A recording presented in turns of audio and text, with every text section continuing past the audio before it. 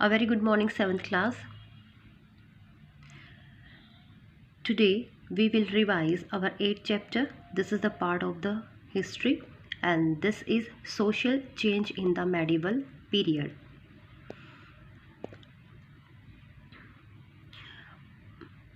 We will only revise the main points given in this chapter for the revision. And let's start. You learnt in this chapter India has a large tribal population. Tribal. Tribes means the communities of Adivasis. Got it? The term Adivasi is derived from the Hindi word. Hindi word which? Adi. And Adi means earliest times or from the beginning. And Vasi meaning inhabitant or resident. So, Adivasis is the collective name used for the many indigenous people of India. The communities of Adivasis are called tribes. Is that clear? And the second one, in the absence of written record and closed nature of the tribal society, it was difficult for historians to know about them. It means, students, sources of tribal history means not much is known about the origin and history of the various tribes of India because we lack sufficient archaeological data about it. Moreover, the tribal keep themselves isolated from the rest of the people. Okay, and they do not encourage outsiders to enter their community. Their habitats are also inaccessible. They preserve their history and rich customs by passing them on from one generation to other through the oral traditions. Okay, it means archaeological were not found written record. And during the medieval period, many tribes interacted with the Mughal Empire. And tribal led a nomadic life. Nomadic life means move from one place to another in search of food, shelter. Got it? And practiced shifting agriculture. Tribal had a self-sufficient economy. They interacted with the mainstream society on many occasions of trade. In the 13th century, Gonds and Ahom tribes rose to prominence. And also here is a given concept map. Students, we are reading another publisher's book. Okay, so you just also note down all the important points in your notebook also. So concept map, what is given here? Nomads and settled communities. Nomads and settled communities mean divided or classified into two categories. First one is tribal society and the second one is the Gonds.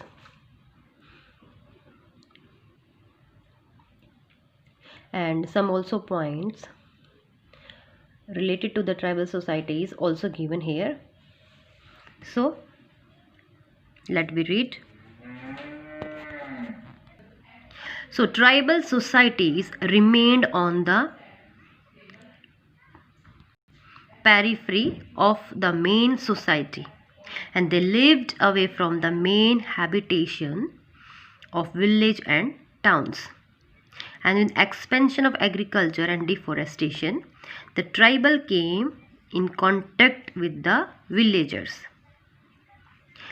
and at time these interaction led the conflicts. Okay, and also given here organization of tribal society. The tribal society was organized on democratic and cooperative lines, and all land was joint controlled by the members of the tribe, and they had a symbiotic association with the forest, and some tribals were nomads and practiced shifting agriculture. It means, students, earlier Adivasis lived a nomadic life of a hunter gatherer. Okay, and tribal societies today primarily depend on agriculture. They practice jhum or shifting cultivation. It means they clear a part of forest by burning the vegetation. The ash of the burnt vegetation serves as manure to make the soil fertile. Okay, and the cleared patch of the forest is used for cultivation.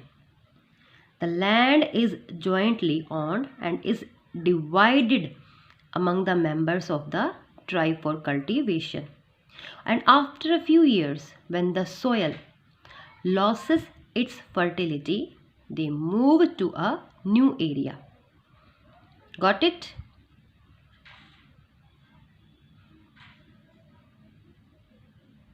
And also given tribals in medieval India.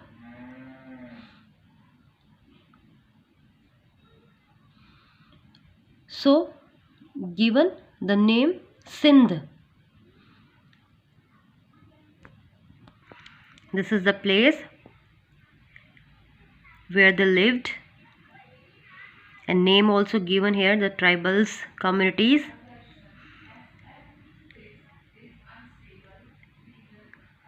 Lenghas and Arghans, and northwest Balochis, western Himalayas Gadis, and northeast Nagas, Ahoms, Kacharis and Khasis.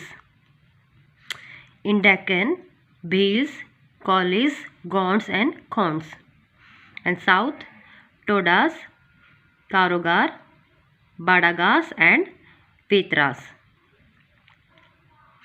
So different tribal communities lived in different places. And the next term also given here, the Gonds.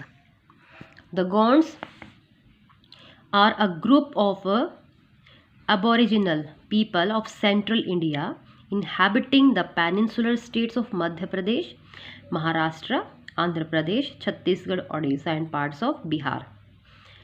And they speak Gondi. Gonds of Bastar are the largest group. Rani Durgavati, who took the Overgraha Mandala kingdom after the death of her husband, is the most prominent Gond. The Gonds managed to maintain their semi-independent status under the Mughals. And also given here, the Gonds kingdom was divided into Graha, Chorasis and Barhots. Okay, students, case study about the Gonds given in your chapters. Have you studied? What are given? Students, Gonds are the largest and most powerful tribal community in India. They lived in a vast forested regions, and it is called Gondwana. Gondwana means the land of the Gonds. Okay. In the easternmost district of Madhya Pradesh, they were the first called Gonds. Gonds mean hillman, or who told and who gave this name? By the Mughal rulers.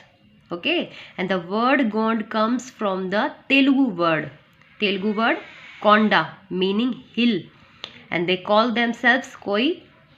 And Gonds mainly live in Madhya Pradesh, Chhattisgarh, eastern Maharashtra, Odisha, and northern part of Andhra Pradesh. Got it? And also given here the Ahoms. Ahoms ruled much of present-day Assam. Students,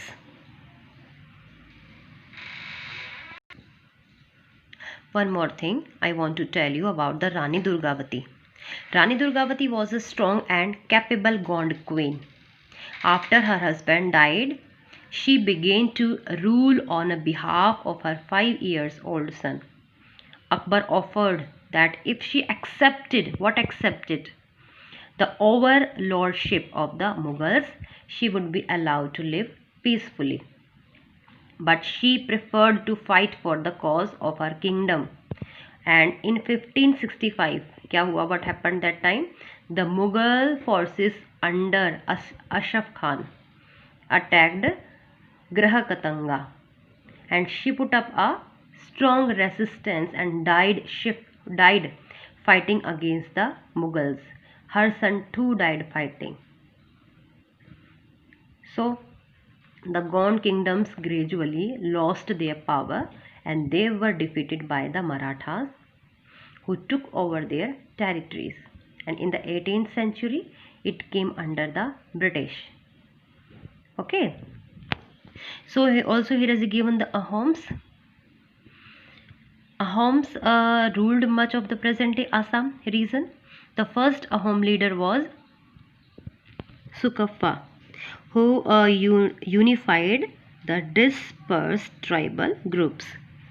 Okay, and Ahom king Suhumang adopted a Hindu name Swarganarayan under King Rudra Singh. The Ahom kingdom came in conflict with the Mughal ruler Aurangzeb.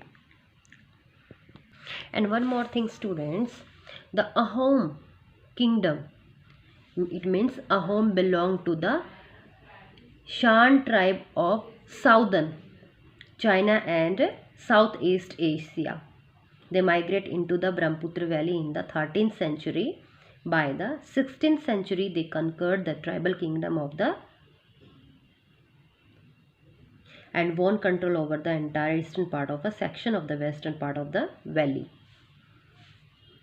In next publisher book, some also points given at the end of the chapter, things to remember. It means the 4 main varnas came to be divided into several jatis. 4 main varnas. Okay, and jati more the varna decided the status of a medieval social group. Some foreigners and the tribals were gradually accepted into jatis, and the untouchables remained outside the caste structure. Is that clear? A tribal society consists of close-knit clans that are led by chiefs and are governed by the tribe's own laws. Generally, there is no division based on wealth or caste. Land, cattle, etc. are collective owned by the members. Now, we get information about tribal communities mainly from their songs and ballads, means verbal or orally traditions passed down orally over generations. As the medieval kingdom expanded into tribal territories, the resident tribes were absorbed into the general society. Often ruling tribal families were given Kshatriya status, others were usually recognized as Shudras. Many tribes such as the Cheros and Gonds resisted absorption and had to be defeated in war. Some such as the Ahoms and Nagas managed to remain independent and formed their own states. Many medieval nomadic tribes were animal herders. They specialized in trade, exchanging animal products for goods produced by the settled people.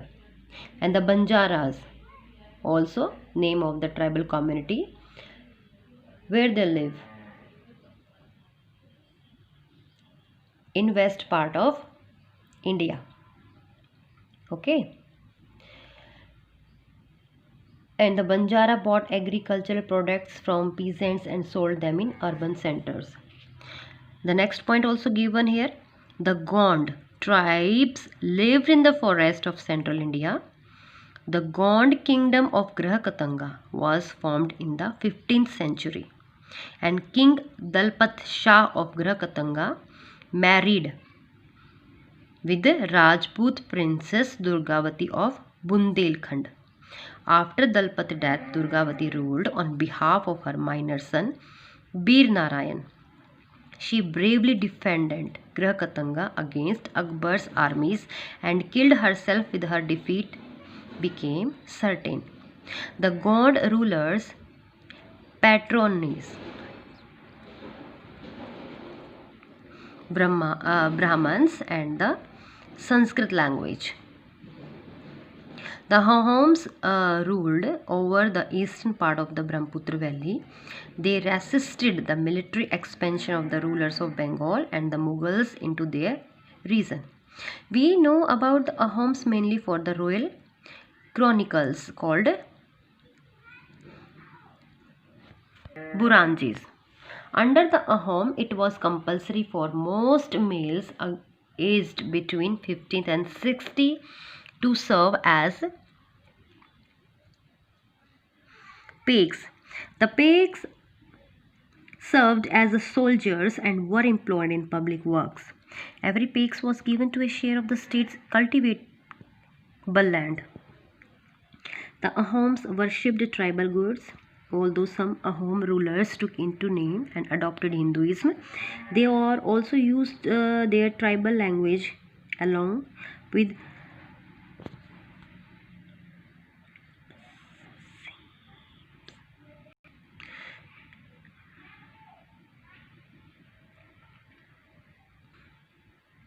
some question answer also given in this chapter. You will learn. In next video we will revise our next chapter. So best of luck your periodic second exam.